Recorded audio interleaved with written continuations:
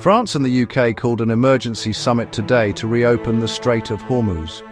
But can diplomacy win where the military has not? The world's most critical oil lane is on a knife's edge.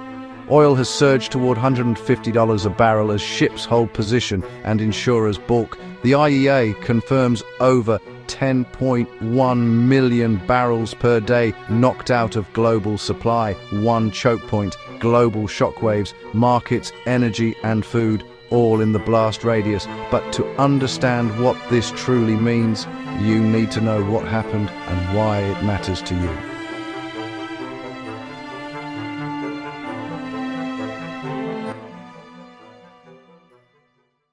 The Strait of Hormuz is the world's most important oil choke point, a narrow link between the Persian Gulf and the open ocean.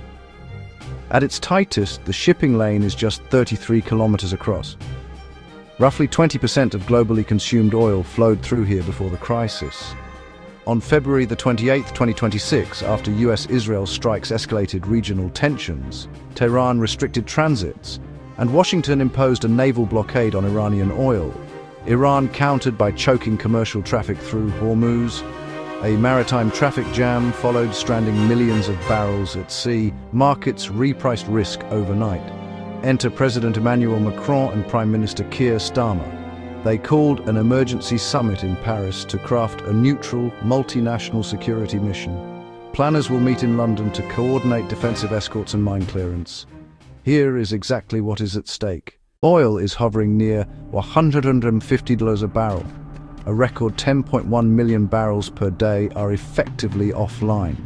The IEA calls resuming Hormuz flows the single most important variable for stability. Asian importers are hardest hit. China, India, Japan, South Korea, bearing the brunt of scarce barrels and soaring freight and insurance. Consumers face higher pump prices. Factories face crippling energy bills. Fertilizer is up roughly 50%, threatening harvests. Food price pressure could persist into 2027. Investors have piled into energy. Energy stocks are up about 38% year to date, a stark divergence. But this rally reflects real economic pain for households and firms. Supply chains are snarled far beyond energy. Hospitals warn of shortages, even basic items like latex gloves. Specialized components face delays. Some governments consider releasing emergency stockpiles.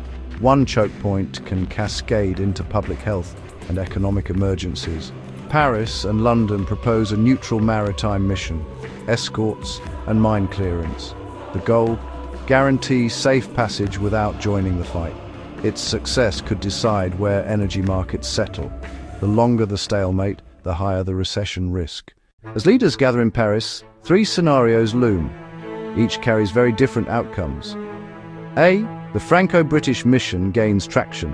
A neutral force clears mines and escorts traffic.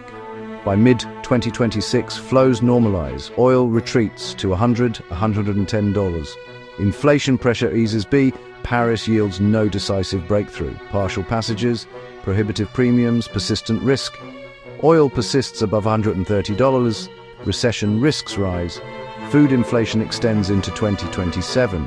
C. A miscalculation triggers wider conflict, closures spread to other choke points. $200 oil, collapsing supply chains, a global downturn accelerates. Can diplomacy reopen the world's most critical oil lane? Vote yes or no in the comments. If this video gave you clarity, share it. Someone in your network needs to understand what is happening right now. Subscribe to Global Economic Hub. We publish economic intelligence that cuts through the noise, and hit the notification bell, because the next update on this story could move markets within hours.